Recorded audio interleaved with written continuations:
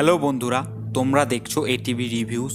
তো এই চ্যানেলে বিশেষত সিনেমা রিলেটেড বিষয় নিয়ে আলোচনা করা হয়, মুভি রিভিউ করা হয়। তো আর একটা নতুন সেগমেন্ট আমরা চালু করছি, যেখানে আমরা তোমাদের জন্য আনবো বিভিন্ন রোমহর্ষক এবং রোমাঞ্চকর গল্প। তো সেই রকমই একটা গল্প নিয়ে আজকে আমরা তোমাদের সামনে হাজির হয়েছি। গল্পটি বিভূতিভূষণ বন্দ্যোপাধ্যায়ের লেখা, নাম গঙ্গাধরের বিপদ। গল্প পাঠে প্রীতম, বিশ্বরূপ এবং সুমন। গল্পটি শুরু করার আগে তোমাদের কাছে একটা ছোট্ট রিকোয়েস্ট, যারা যারা এখনও পর্যন্ত চ্যানেলটা সাবস্ক্রাইব করনি, সাবস্ক্রাইব করে পাশে থাকা বেল আইকনটা প্রেস করে দাও এইরকমই আরও নতুন নতুন গল্প পাওয়ার জন্য। এবং সিনেমা সম্পর্কিত যদি তোমাদের কোনো আকর্ষণ থেকে থাকে, তোমরা যদি সিনেমা দেখতে ভালোবাসো বা সিনেমা সম্পর্কে আলোচনা করতে বা শুনতে ভালোবাসো, তো চ্যানেলটা সাবস্ক্রাইব করো। তো শুরু করছি গঙ্গাধরের বিপদ, বিভূতিভূষণ বন্দ্যোপাধ্যায়ের লেখা। শুনতে থাকুন।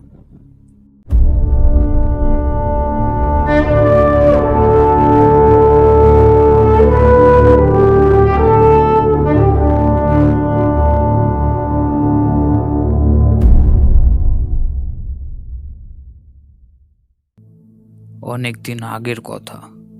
কলকাতায় তখন ঘোড়ার ট্রাম চলে। সে সময় মশলা পুস্তই গঙ্গাধর কুণ্ডুর ছোট একখানা মশলার দোকান ছিল। গঙ্গাধরের দেশ হুগলি জেলা, চাঁদডাঙ্গার কাছে। অনেক দিনের দোকান। যে সময়ের কথা বলছি, গঙ্গাধরের বয়স তখন 50-এর উপর।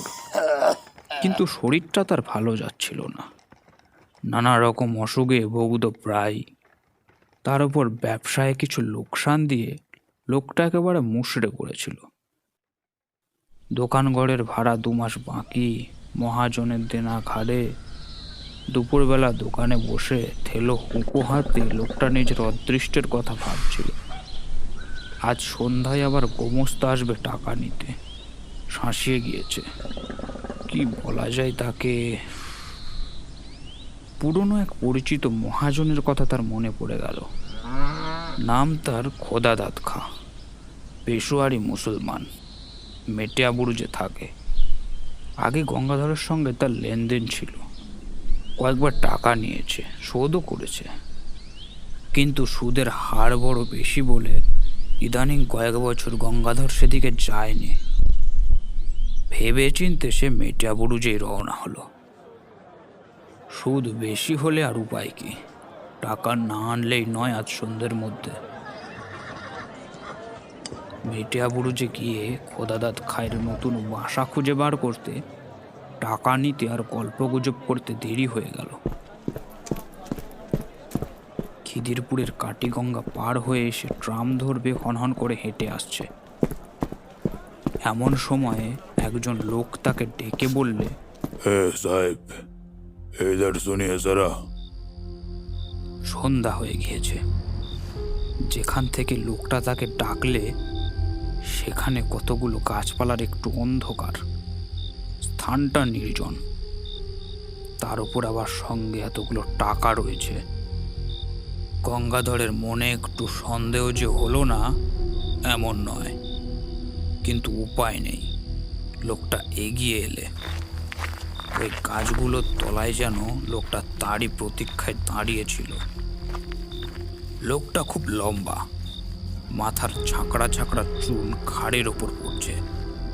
মুখটা ভালো দেখা যাচ্ছে না। পরনের ঢিলে ইজের ও আলখাল্লা।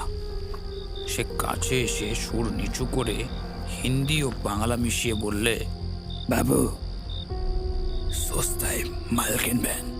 গঙ্গাধর আশ্চর্য হয়ে বলল, কি মাল? লোকটা চারিদিকে চেয়ে বললে, এখানে কথা হবে না বাবু, পুলিশ খুঁজছে, আমার সঙ্গে আসুন। ঝুপসি গাছের তলায় এক জায়গায় অন্ধকার খুব ঘন। সেখানে গিয়ে লোকটা বললে, জিনিসটা কোকেন, খুব সস্তায় পাবেন, ডিউটি ছুট মাল, লুকিয়ে দেবো। গঙ্গাধর চমকে উঠল। সে কখনোই ব্যবসা করেনি। ডিউটি ছুট কোকেন? এই সর্বনেশে জিনিস। ভালো লোকের পাল্লায় পড়েছে সে। না না না, এসব কিনবে নাও। লোকটা সম্ভবত পাঞ্জাবি মুসলমান, বাংলা বলতে পারে, তবে বেশ একটু বাঁকা। সে অনুনয়ের স্বরে বললে, বাবু, আপনি নিন বাবু, আপনার ভালো হবে। সে কি করিতে দেবো? আমার মুশকিল হয়েছে, আমি মাল বিক্রির লোক পাচ্ছি না। ঘুরে ঘুরে বেড়াচ্ছি কত জায়গায়, আমার সব জায়গায় তো যেতে পারিনি। পুলিশের ভয় আছে তো, কেউ কথা কইছে না আমার সঙ্গে, সেই হয়েছে আরও মুশকিল। হঠাৎ শহরে তো পুলিশের ভয় যে কেন হলো বাবু, তা বুঝি না। এর আগে যারা ব্যবসা করতো তাদের কাছে যাচ্ছি, তারা আমার দিকে চেয়েও দেখছে না। আপনি ঘররাজি হবেন না বাবু, মাল দেখুন, তারপর দাম দস্তর হবে, সমস্যা নেই। লোকটার গলা সুরে কি যেন এক শক্তি ছিল। গঙ্গাধরের মন খানিকটা ভিজল। কোকেনের ব্যবসাতে মানুষ রাতারাতি বড়লোক হয়েছে বটে, বিনা সাহসে বিপদ এড়িয়ে বেড়ালে কি লক্ষ্মী লাভ হয়? দেখাই যাক না। হঠাৎ গঙ্গাধর চেয়ে দেখল লোকটা সেখানে নেই। আরে, এই তো দাঁড়িয়ে ছিল, কোথায় গেল আবার? উফ, না। পাছে কেউ শোনে এই ভয়ে সে জোরে ডাকতেও সাহস পেল না। চাপা গলায় বাংলা হিন্দিতে ডাকলে, কোথায় গিয়া খা সাহেব, ও খা সাহেব। এদিক ওদিক যাওয়ার পর সামনে চাইতেই দীর্ঘাকৃতি আলখাল্লাধারী খাঁ সাহেবকে দাঁড়িয়ে থাকতে দেখা গেল। গঙ্গাধর বললে, জলদি ভালো, রাত হো গয়া, অনেক দূর জানা হোগা। কি যেন একটা ঢাকবার জন্য লোকটা প্রাণপণে চেষ্টা করছে। বললে, আমার সঙ্গে এসো, মাল দেখাবো। দুজনে কাটিগঙ্গার ধারে ধারে অনেক দূর গেল। যে সময়ের কথা বলছি তখন ওদিকে অত লোক ছিল না। মাঝে মাঝে জোয়ার নেমে যাওয়াতে বড় বড় ভঁড় ও নৌকো ডাঙার কাদার উপর পড়ে আছে। দু একটা করাতের কারখানা, তাও বহু দূরে দূরে। জলের ধারে নোনা কাটার বন, পেছনে অনেক দূরে খিদিরপুর বাজারের আলো দেখা যাচ্ছে। পথে যেতে যেতে খাঁ সাহেব এক বড় অদ্ভুত প্রশ্ন করল। গঙ্গাধরের দিকে চেয়ে বললে, আমায় দেখতে পাচ্ছ তো? গঙ্গাধর বলল, কেন পাবো না? এমন বয়স এখনো হয়নি যে এই সন্ধ্যাবেলাতেই চোখ ঠাওয়ার হবে না। গঙ্গাধর জিজ্ঞেস করল। তোমার ডেরা কোথায় খা সাহেব? লোকটা চকিতে পিছন ফিরে সন্দিগ্ধ দৃষ্টিতে চেয়ে বললে, কেন? সে তোমার কি দরকার? পুলিশে ধরিয়ে দেবে যদি ভেবে থাকো, তবে ভালো হবে না যেন। মাল দেব, টাকা দেবে, মাল নিয়ে চলে যাবে। আমার বাসার খোঁজে তোমার কি কাজ? লোকটার চাউনি কি অদ্ভুত। গঙ্গাধর অস্বস্তি বোধ করল। মুখ ভালো দেখা যায় না, কিন্তু ওই দুই চোখে যেন ইস্পাতের ছুরি ঝলসে উঠল। না, সঙ্গে তার এতগুলো টাকা রয়েছে। এই অবস্থায় একজন সম্পূর্ণ অপরিচিত অজ্ঞাত কুলসীর লোকের সঙ্গে একা সন্ধেবেলাতে সে এত দূর এসে পড়েছে। লোভে মানুষের জ্ঞান থাকে না, তার ভেবে দেখা উচিত ছিল, কিন্তু যখন এসেছে তখন আর উপায় কি? বিশেষত সে ভয় পেয়েছে, এটা না দেখানোই ভালো। দেখালে বিপদের সম্ভাবনা বাড়বে বই কমবে না।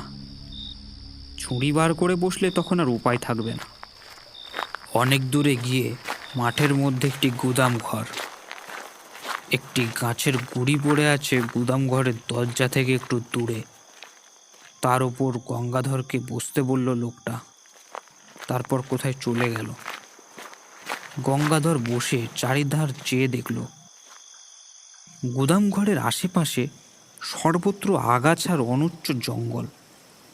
নিকটে কোথাও কোনো লোকজনের সাড়া শব্দ বলতে নেই। অন্ধকার হলেও মাঠের মধ্যে অন্ধকার তত ঘন নয়। সেই পাতলা অন্ধকারে চেয়ে দেখে গঙ্গাধরের মনে হলো গুদামঘরটা বেশ পুরনো এবং যেন অনেককাল অব্যবহার্য পড়ে আছে। বাঁশের বেড়া খসে পড়েছে, জায়গায় জায়গায় চালের খোলা উড়ে গেছে, মাঝে মাঝে সামনের দোরটা উই ধরা ভেঙে পড়তে চাইছে যেন। গঙ্গাধরের কেমন একটা ভয় হলো। কেন সে এখানে এলো এই সন্ধ্যায়? এরকম এক জায়গায় মানুষ আসে, বিশেষ করে এতগুলো টাকা সঙ্গে করে? সে আসতো না কখনোই। সে কলকাতায় আজ নতুন নয়, তার উপরে ঝুনো ব্যবসাদার। বাঙাল থেকে এর দেশে নতুন আসেনি, কিন্তু এই লোকটার কথার সুরে কি একটা জাদু আছে। গঙ্গাধরকে যেন টেনে এনেছে। সাধ্য ছিল না যে সে ছাড়াই। একথা এখন তার মনে হলো। হঠাৎ অন্ধকারের মধ্যে খাঁ সাহেবের মূর্তি দেখা গেল। লোকটা যাওয়া আসা এমন নিঃশব্দে এবং এমন অদ্ভুত ধরনের, যেন মনে হয় অন্ধকারে ওর চেহারা মিলিয়ে গিয়েছে, আবার ফুটে বেরুলো। কোথাও যে চলে গিয়েছিল এমন মনে হয় না। পাকা ও ঝুনো খেলোয়াড় আর কি। খাঁ সাহেব দোর খুলে গুদাম ঘরের দিকে যেতে যেতে তার মনের মধ্যে একটা ভয় হলো। তার হাত পা যেন ঝিমঝিম করছে, বুক ঢিপ ঢিপ করছে। এই অন্ধকার গুদাম ঘরের মধ্যে নিয়ে গিয়ে হয়তো লোকটা লম্বা হাতে তার গলা টিপে ধরবে, কিংবা বুকে ছুরি বসাবে। সেই ফোন দিতেই হয়তো এতদূর ভুলিয়ে এনেছে। কে জানে, হয়তো লোকটা জানতো যে তার কাছে টাকা আছে, হয়তো বা খোদাদাত খায়ের দলের লোক। গঙ্গাধরের কপালে বিন্দু বিন্দু ঘাম দেখা দিল। একবার সে ভাবল দৌড়ে পালাবে, কিন্তু সে বুড়ো মানুষ। এই জোয়ান পাঞ্জাবি মুসলমানের সঙ্গে দৌড়ের পাল্লায় সে পেরে উঠবে না। তাই কলের পুতুলের মতো গঙ্গাধর গুদাম ঘরের মধ্যে ঢুকল। আশ্চর্য, গুদামের ওই দিকের দেওয়ালটা যে একেবারে ভাঙা।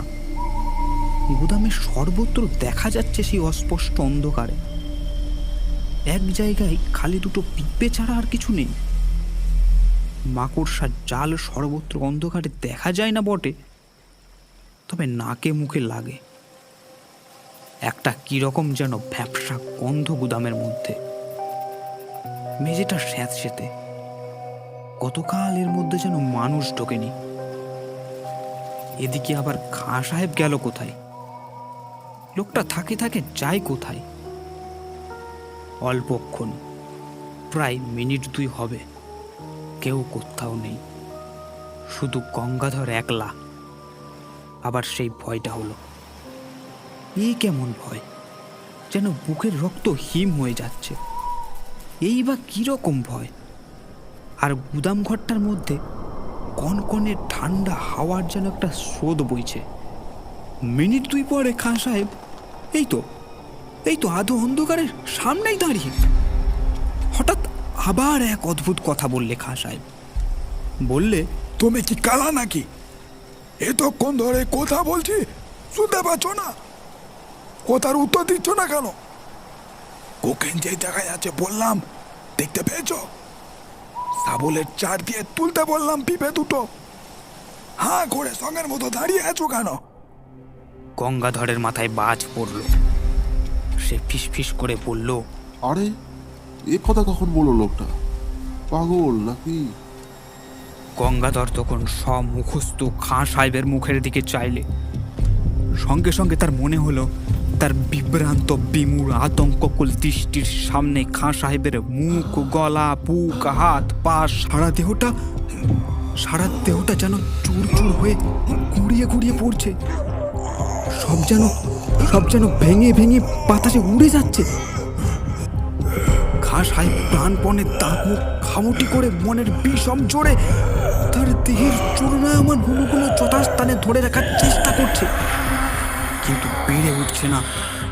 তার চোখের সে বিজিত হতাশ দৃষ্টি গঙ্গাধরের হৃদয় স্পর্শ করলে। দেখতে দেখতে অত বড় দীর্ঘাকৃতি দেহের আর কিছুই অবশিষ্ট রইল না। সব ভেঙে গেল, গুড়িয়ে গেল, উড়ে গেল। আর কোথায় খাঁ সাহেব? চারপাশে অন্ধকারে সে যেন মিলিয়ে গিয়েছে। একটা ঠান্ডা কনকনে বাতাসের ঝাপটা এলো কোথা থেকে। সঙ্গে সঙ্গে সঙ্গে সঙ্গে গঙ্গাধর আর্তরূপে চিৎকার করে গুদাম ঘরে স্যাঁতসেঁতে মেঝের উপর মূর্ছিত হয়ে পড়ে গেল।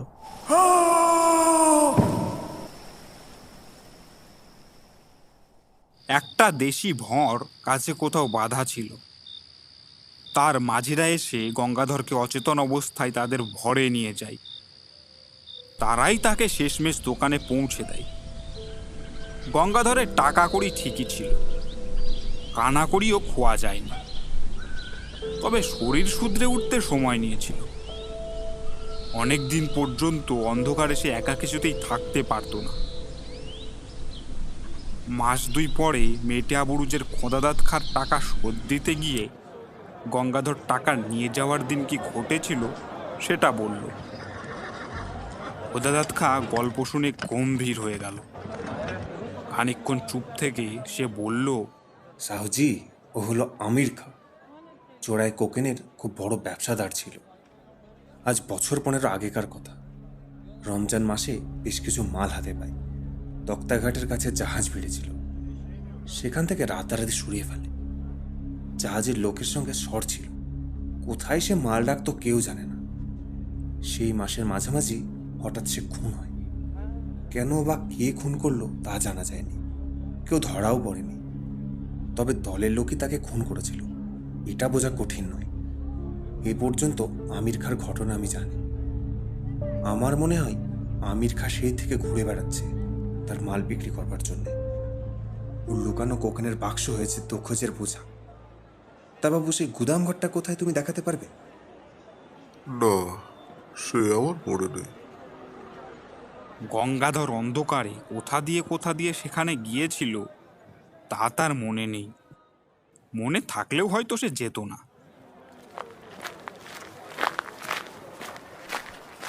পথে আস্তে আস্তে তার মনে পড়ল পুরনো ভাঙা গুদাম ঘরটার অস্পষ্ট অন্ধকারের মধ্যে আমির খায়ের মুখের সে হতাশ ও অমানসিক চেষ্টা করেও হেরে যাওয়ার দৃষ্টিটা।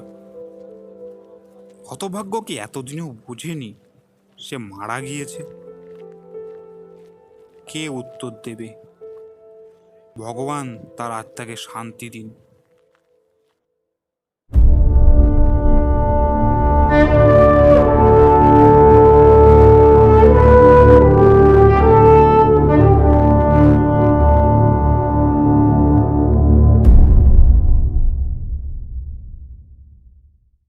তো এতক্ষণ তোমরা শুনলে বিভূতিভূষণ বন্দ্যোপাধ্যায়ের লেখা গঙ্গাধরের বিপদ। তো গল্পটি যদি ভালো লেগে থাকে অবশ্যই কমেন্টে জানাও এবং একটা লাইক দিয়ে যাও। আমাদের চ্যানেলে যদি নতুন এসে থাকো তাহলে অবশ্যই চ্যানেলটা সাবস্ক্রাইব করে দাও, কারণ এইরকমই আরও নতুন নতুন রোমহর্ষক এবং রোমাঞ্চকর গল্প আমরা আনতে চলেছি। ধন্যবাদ।